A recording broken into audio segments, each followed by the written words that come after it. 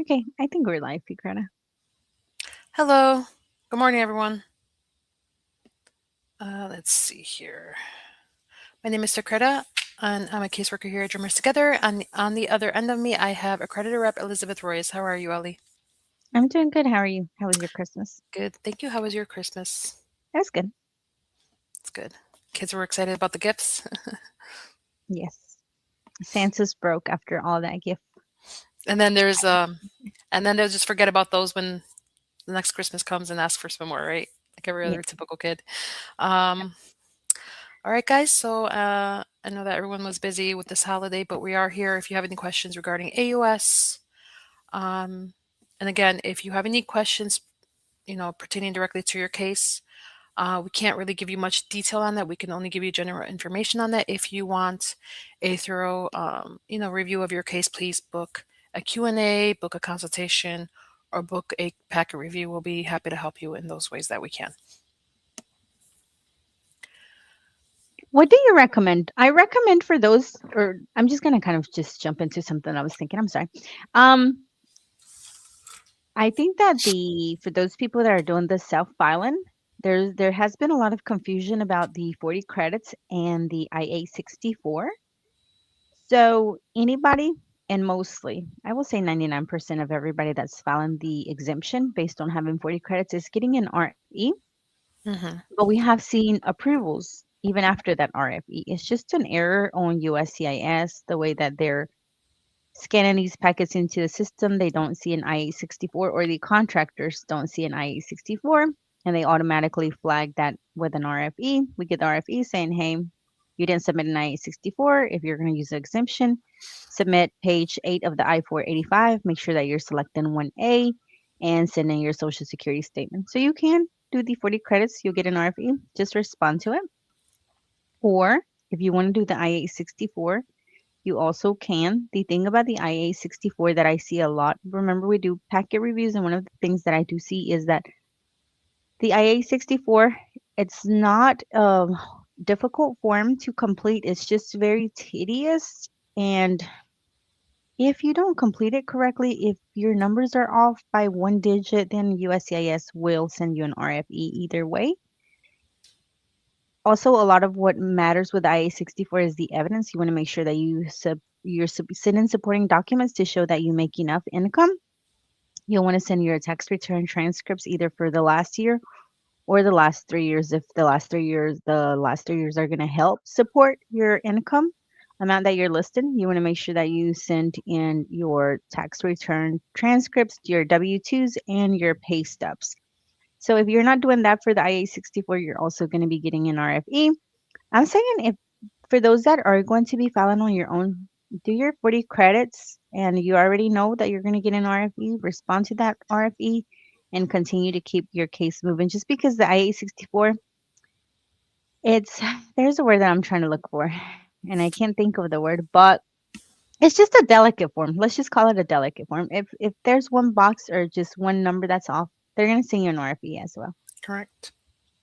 Um, what do you think? I totally agree with you, Ellie. And also, if they send you that RFE and you send back the same information and you fill the form out the same way again, you continue making an error, okay? So before you respond to that RFE, please make sure you find your error so that you can resolve that error once you do answer that RFE. Um, I have seen, people get RFE'd and then get denied and then submit a new I-45 with the I-64 or a new AOS packet and then get an RFE again, simply because on the total income line box, they were off by $1. Okay. Mhm. So that one little mistake can cost you your packet. Okay. So again, like Ellie said, that the I-64 is a very delicate form, especially when it comes to total income for the last 3 years and your current income. Okay, they're asking you for your current income. They're not asking you how much you're going to make in 2026. They're asking you how much you are making now in the year of 2025. And you determine this not by your taxes, not by your W-2s. And I see a lot of people make errors there as well, where they go and they take their W-2 and they determine it by their W-2. You determine your current income. The petitioner determines the current income by their pay stubs. You can literally take your last pay stub and you can determine your income for the year. Okay. That also goes for the joint sponsor as well. You do not take a W 2 and you determine your current income for the year of 2025 by a W 2. You determine it by your hourly, your weekly, your yearly. And how do you do that? You grab your pay stub and you determine that way. I've had a few cases, not going to go too much into detail, but I've had a few cases, and this is why we do the consultations before we do take, any case on any case, is because we want to make sure that you're not going to run into any type of issues. And one of the things that I also noticed that, oh, one of the questions is, what is your total annual income? And they'll say, well, I'm going to make 33,000. And then we look at the pay stubs and they're actually going to make under 33,000, or the petitioner is going to make under the amount based on the pay stubs that they have. Maybe they took a 6-month vacation for some reason due to health. Then of course they're not going to make what was estimated. Um, so we do take the pay stubs and we average them out. We take pay stubs, we look at this one. Okay, you made $2,000 here, you made only $1,000 here, you made $3,000 here. Then we look at how much the year to date and we kind of determine that, because that's what the officers are going to do. If they cannot determine that you're going to make enough for your household size, they'll send you an RFE and said, hey, you're not going to be making enough. You need to find a joint sponsor. If you're going to be using a joint sponsor, you have to submit two IA-64s, one for the petition and sponsor, the person that's filing this petition for you, and another IA-64. Another thing is you also just want to stick to either the 40 credits or the IA-64, not both of them together. So there's a lot of things that can Yes. happen when it comes to that financial portion. Just do the 40 credits. 40 credits, if you have them, make sure you send your social security statement, the printable PDF. Make sure you send the front and the back of your EADs. It doesn't say that it's a requirement. We recommend sending it.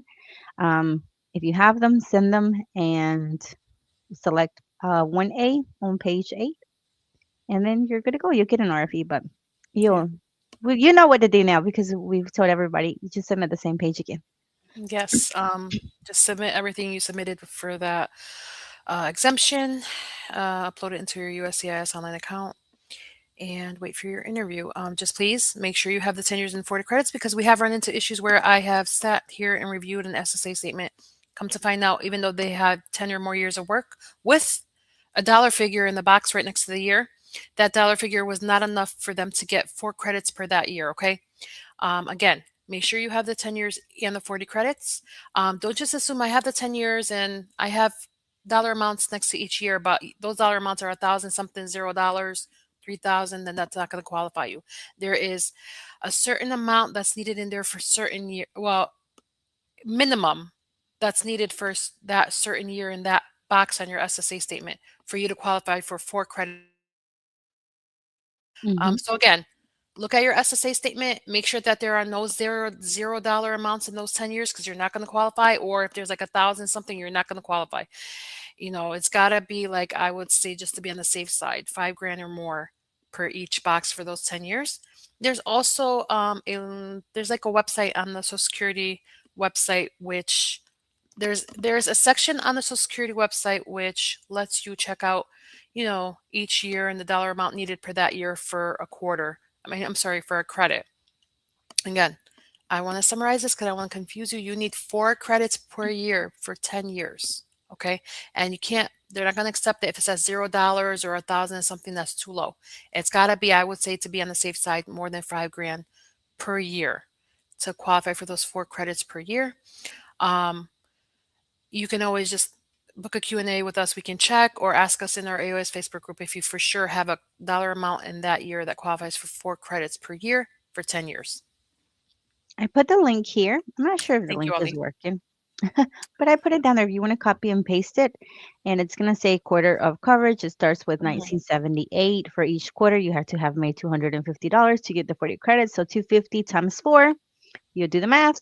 Now we're in 2026. What they're saying for 2025, what they're saying for 2025 is $1,810 for every quarter. You multiply By 4. 1,800 by 4.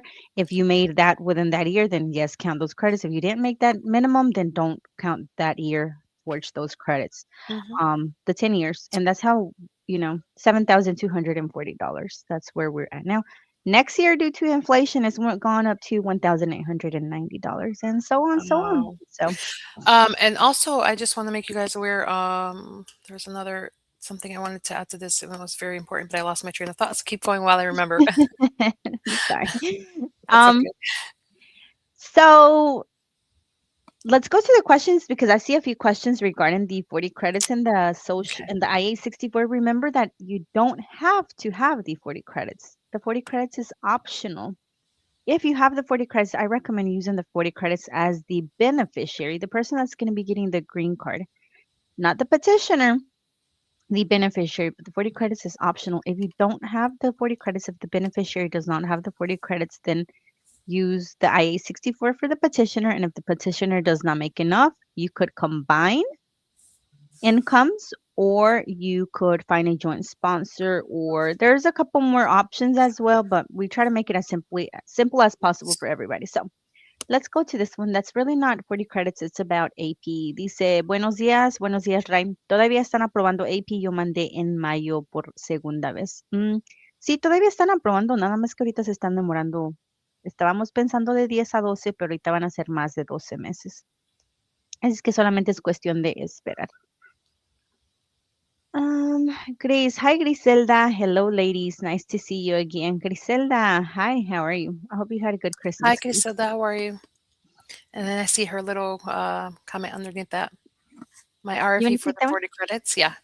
My RFE for the 40 credits came in Christmas Eve. Planning on sending my response today. Okay, Chris. You got it on Christmas Eve. It doesn't mean that they were planning to send it to you on Christmas Eve.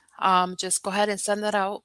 Just make sure you have the 10 years and the 40 credits. Send your paperwork out or upload it to your USCIS online account if you have the option, and wait for your interview.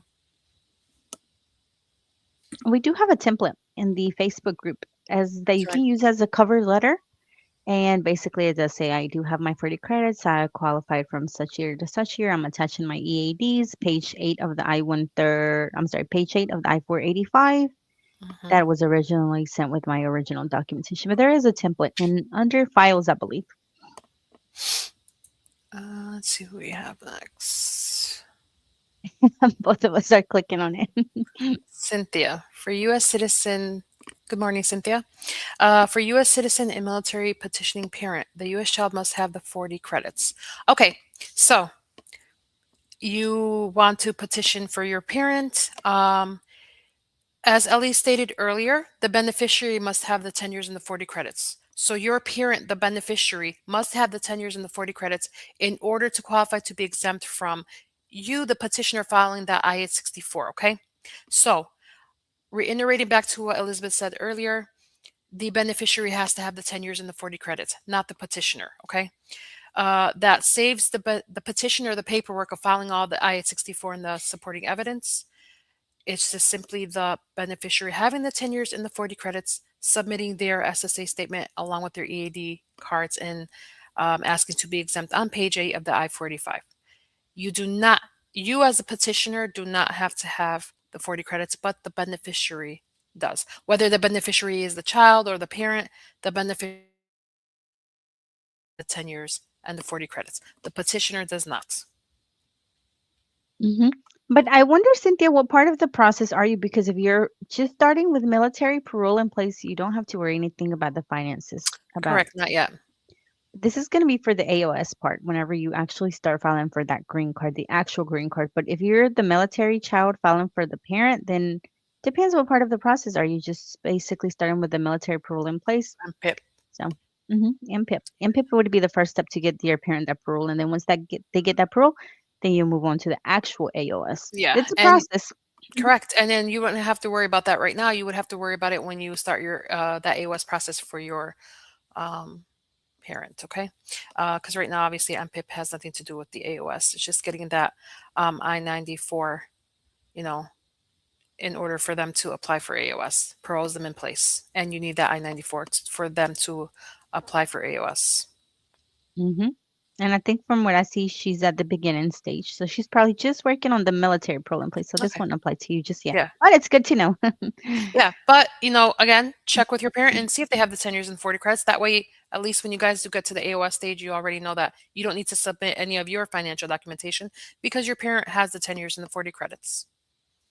But I will say this, most parents, if they're doing military parole in places because they don't have any type of status. So I'm gonna assume that your parents have no type of lawful status. Now, the credits that you earn can be only used if they were obtained while working with a valid employment authorization card. People would pay into Social Security, okay? Yeah. Even if they're undocumented, they still pay into Social Security, but unfortunately, those credits are not going to count if they did not have a valid EAD. So also take that in consideration. But yes, Correct. undocumented people do pay into Social Security. They just cannot draw Social Security, but they pay into it. Correct. And for those of you that have ITIN numbers, please keep this in mind as well. Okay. And ITIN is not exact. It's not authorization to work. So you can't, I do see instances where people are like, oh, I have the 10 years and the 40 credits. I had an ITIN. I filed taxes. An ITIN is not necessarily, it's not permission from the government for you to work here legally. It's just something that people use to file their taxes with. Okay. Yep, you'll pay into it, but you just can't have any benefits from it. Okay. Okay, You're let's welcome, do. Cynthia. Go right ahead, Was I Ellie. gonna do this? I was gonna do this one. I know it's a very long, but this is actually the if you copy and paste it into the URL, this should bring you up to the quarter of coverage where I was showing you the years and the amounts. If you guys want to look into that, you're more than welcome to. You're very welcome, Chris. You're very welcome, Cynthia. Let's see. Oh, so Cynthia did say she was at the beginning stage. Okay. So yeah, you don't have to worry about whether your parent has the 10 years with 40 credits. And like Ellie has stated earlier, depending on if they had status or not to actually, have a work authorization document to work. How do we pull up the Social Security statements? Is another very good question that we get. Make an account, ssa.gov. Yep. And, again, I've had cases where people present just that main page, but there's actually a button that says upload my SSA statement. That's the button you would click on so you can actually get the SSA statement with the bars, okay? They pull up as like 4 pages, but you really need just the first two. That is correct. Go ahead, Ellie. I know you have some And thoughts on this. sorry. Hi, Oscar. I always skip to the question. Hi, Oscar. Oscar says, sorry, quick question. Any update on DACA in Texas? We haven't really heard anything back yet. So there hasn't been a final decision with Judge Hannon's ruling. We were hoping by the end of the year we would hear something back. We have not. So if you have DACA, continue to renew your DACA. Even if you're in Texas, you can still renew your DACA. Don't wait last minute. One of the things that I am seeing a lot is people are waiting until the last minute and then everybody's in a panic mode because they waited to the last minute. And USCIS, unfortunately, we already know they don't care. So you want to make sure that you at least renew at least bare minimum 6 months in advance. But Attorney Charles Cook has mentioned that you can renew up to a year. Yep. Will they take your renewal? Yes, they're going to take your money. They're not going to turn you back. We have done renewals before the 6 month mark, and they will take the payments. So I have seen that DACA renewals are taking 5 to 8 months on average. On average, it is 5 to 8 months for them to approve. Now, I have seen a few cases that take a little bit that are a little bit faster, and I've seen a few cases that they're close to that 1 year mark and they still haven't gotten their DACA renewal approved. So everybody just want to stay on the safe side, renew your DACA. If you're in the AOS process, you want to make sure that you renew your DACA until you have that green card in hand. You never know what's going to happen to that case. It's not over until it's really over. And the day that it's over is when you have that green card in your hand. So just make sure. I know it's an extra cost and extra everything, but at this during this administration, you just want to be on the safe side. That's not what you were asking for, Oscar, but just kind of more information than needed. We haven't heard anything back though. Okay, we have this one from Liz. You want to get this one, P? Yes. Hi, Liz. Hello. How much is it to review my AOS packet? We have the prices up on our website. So let me see if I could get that website and put it in the link for you, and then you can just check out the prices there, okay?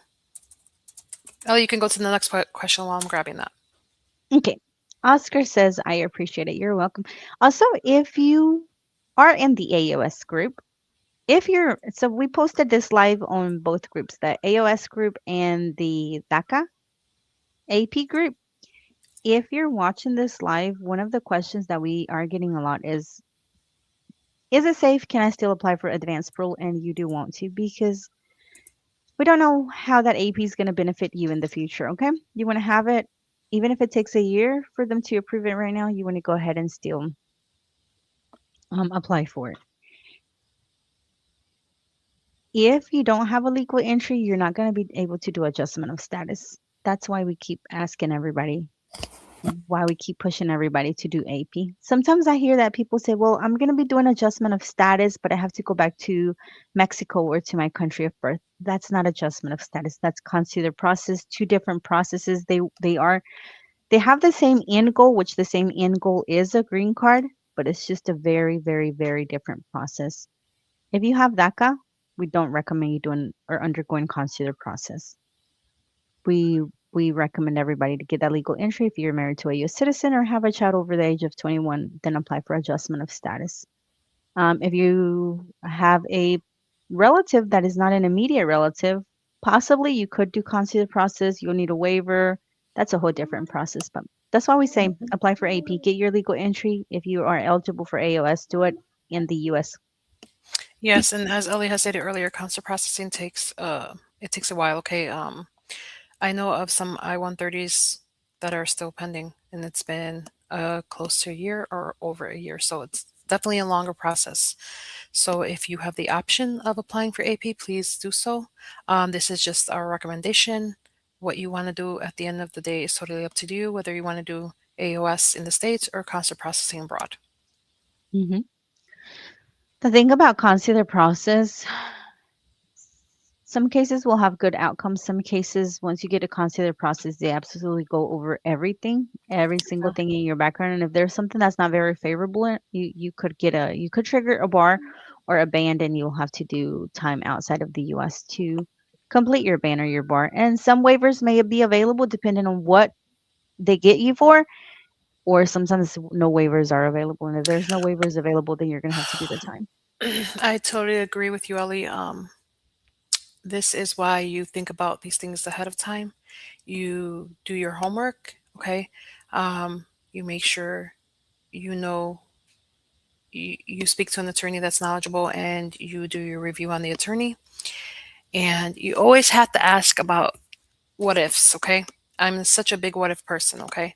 Um, what if this doesn't work out? Will I have another option? Okay, don't just jump into these things and assume that, oh, I can concert process 100%. It's going to work. No, obtain your FOIA. What is in your background?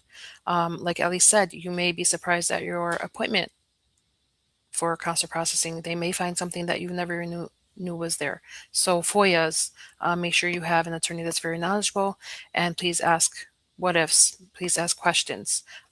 And again, don't be scared to get a second opinion, um, because again, you can trigger a bar, or what if you have the option of a waiver, but you have no qualifying relative? So I would say if you do concert processing, it is possible. Just please do your homework. Please make sure you have a knowledgeable attorney. Ask your what ifs, and I would definitely say have a FOIA.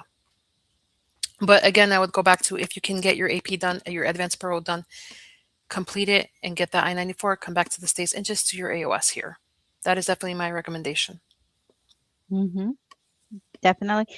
Also, I know we're kind of going around, The bridge, yeah. but but there are no two immigration cases alike. And one of the things that I see No. in our undocumented community is we saw somebody that we think has a similar case to ours, and they had a positive outcome, and we think we're going to have that positive outcome, which we wish, in a perfect world that was the way.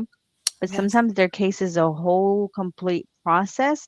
Sometimes I'll hear people say, well, they did this, this, and this, and they have a green card. Yes, but they're doing a different process. Maybe their process forgave them certain inadmissibilities where the process which you would be having, you could have consequences for. So you don't want to compare and contrast your case to anybody else's. Well, why did they get a green card and they submitted after me and I haven't yet? Because unfortunately, no two cases are going to be the same, and you want to make sure that your needs are met. That be with an attorney, that be with an accredited rep. You want to ask questions. Don't think that because this attorney had a good outcome with that person that it's going to be the same outcome with you. And you want to make sure that you're honest. You disclose all of your information to them because that's the only way that you know you'll be either on the safe side. That includes also arrest records for AOS. Even if it was something minor, you were arrested, it's going to show up whenever you go to your interview. You want to disclose it from the very start, but from the very beginning, and you want to make sure that you have that paperwork. So they're going to ask you about your case. You don't want to get an RFE after your interview because of that paperwork missing. Those are definitely some important points, Ali. No two cases are alike. Please, Mm-mm, you can have I mean, on paper, your cases can look alike, but there's no two cases are ever alike, okay? Um, and, mm-mm, we come across that all the time where we're checking out packets or we're reviewing if we can take an individual's case. And, you know, before we hit that, oh my God, or wait a minute, we have an issue. We think, oh, okay, typical AOS case until we do a thorough review and we're looking at it like we are now observing this case as no, it's not your typical AOS case because they are going to run into this problem. Um, that small detail that you decide maybe not to inform us of or you forget to inform us of that can be very, very crucial to your AOS case. And that is this, I see that happen sometime where maybe even attorneys are misled or an attorney can mislead you. Okay, so again, do your homework before hiring an attorney. Check out the reviews. We have a vetted list in our AOS Facebook group that you can always go to. And again, we are definitely, going over the bridge here, but keep one thing in mind for waivers that you have to have a qualifying relative, okay? And I know I'm going over the bridge, but for those of you that do concert process, make sure you have a qualifying relative for that waiver. And that qualifying relative can be your spouse or your parents. Um, just please, please keep this in mind. Okay, you have children. Children are not qualifying relatives. The qualifying relative for your waiver would be your spouse or your parents. Um, so please, please keep this in mind when you are doing concert processing and you are in need of a waiver. Now, remember, we don't do consular process. We're just kind of We do not. what I did is give general information so you know what to be looking for when you go to an attorney. Yes, We do not do consular process. You do need an attorney for consular process, but we want to point you still in the right direction. Okay, we want to make sure that you still know what you're looking for and that you know that you do have options. If you have DACA, you have options. If you don't have DACA and you did not come in with a lawful entry, legal entry, then consular process may be your only option, but you still want to ask, how safe is this for me? Am I going to trigger a waiver, a bar? Do I need a yes, waiver? What are the waivers going to be for who qualifies to give me a waiver? Children do not qualify for waivers. So you want to make sure that you're asking the right questions if you decide that you're going to undergo consular process. If you have DACA, under no reason should you be doing consular process unless your relative is not your correct. spouse or your U.S. citizen child over the age of 21. So there's, like I said, like Ali said, we don't work with, we don't do concert processing, but this is just some general information for you guys, okay? We have a great list of attorneys, vetted attorneys in our AOS Facebook group that you can always turn to for questions and consultations and help with your concert processing. Um, these are just, some things that we want to point out there for you. Um, and also one last thing, cancellation of removal. Again, we don't do any cancellation removal or concert processing, but cancellation of removal is another option if God forbid you are putting removal. But again, you would have to turn to an attorney who can decide if you qualify for cancellation of removal. And again, we have a great list of vetted attorneys that can help you if you ever fall into that situation. Okay, now let's just jump back to our general AOS question session. Okay. I think it's just at the end of the year, and I feel like, like I know the new year is coming. Everybody's gonna be in a different mindset, but please Yeah. don't get too excited. Please, please, please, just Hmm. make sure that you have a good case and that you're gonna have a positive outcome. That's what we want. The end game, the end goal is a green card. Yes, and like we said earlier, we don't do consular processing or cancellation removal or any of that, but we have a list of attorneys that can help you. The only reason why I put cancellation or removal out there because if God forbid you or one of your relatives is put in a situation where you need relief, then reach out to an attorney, see if cancellation or removal would be your option if you've been here 10 years or more. Okay. All right, let's get back to. We have someone here. It's a good morning. Good morning, Maggie. So, Ellie, are you getting any questions on the G1650s and the G1450s of how to fill them out? Um, no, not not really. I recommend the 1650 over the 1450s, and I haven't had any issues with the payments going out so far. Same here. What about you? Same here, no issues. If my client maybe has you know, a question where they're kind of confused on how to fill them out, I meet with them and then I highlight those spaces and I let them know how to fill them out. But I agree with you. The G1650s, I prefer those over the credit card forms, the G1450s, because at least this way I know that the ACH transaction will be straight out of their bank account and I don't have to worry about them calling their credit card company or them having an issue with their credit card where the packet is now rejected and returned. Mm-hmm. Yeah. I do provide instructions for my clients on how to fill out the 1650s. It's pretty straightforward.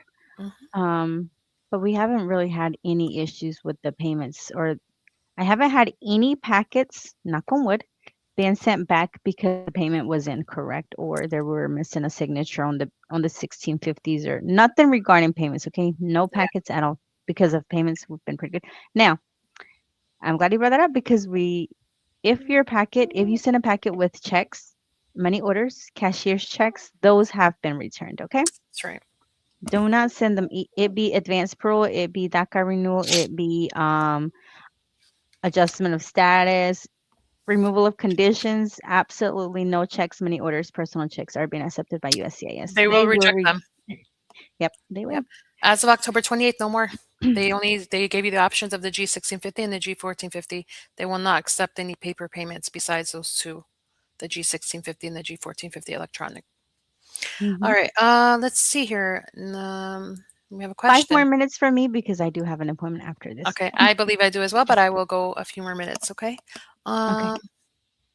All right. So you can go ahead and answer this, Ellie, since you're going to go anyway, and I can stay here till about 11:30. Okay. Question, what's gonna happen with DACA in New Jersey? So they're not really gonna do anything to DACA in New Jersey.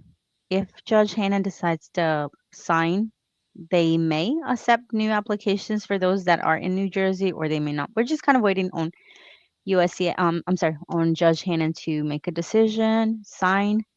Um, it's either going to be they're going to accept them or they're not going to accept them in New Jersey. But as far as anything being taken away from those residents of New Jersey, nothing. Everything is still good.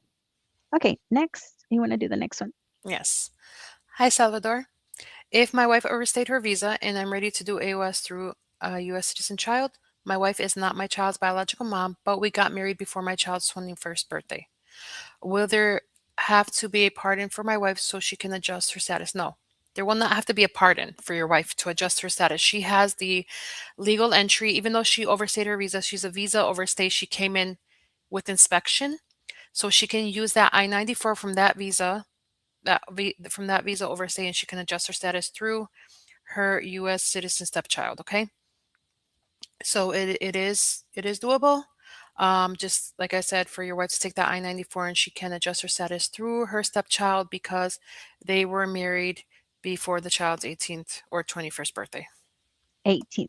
It would be 18th birthday. If they would have gotten married after the 18th birthday, they would not be able to.